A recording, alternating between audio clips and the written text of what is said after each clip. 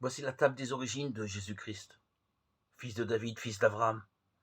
Abraham engendra Israël, Jessé engendra le roi David, Jacob engendra Joseph, l'époux de Marie, de laquelle fut engendré Jésus, que l'on appelle Christ, ou Messie. Matthieu 1, 1, 16. Joseph, l'homme juste, porte l'attente de l'humanité.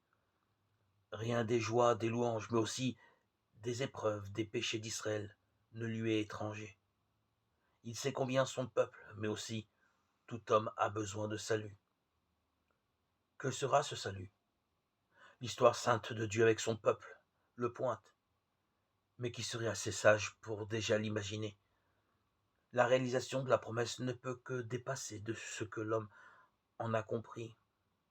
Joseph doit être le premier à connaître le seul nom par lequel nous sommes sauvés, puisque c'est lui qui le donnera au monde.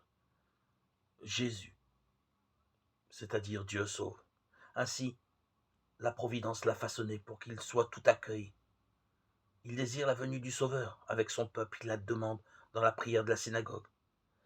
Mystérieusement, il s'y rend disponible en préparant sa demeure pour Marie. Pourtant, il est encore nécessaire que Dieu lui-même vienne le bouleverser pour qu'il reçoive et qu'il donne l'enfant. Il en est de même pour nous, si nous ne nous laissons pas bouleverser.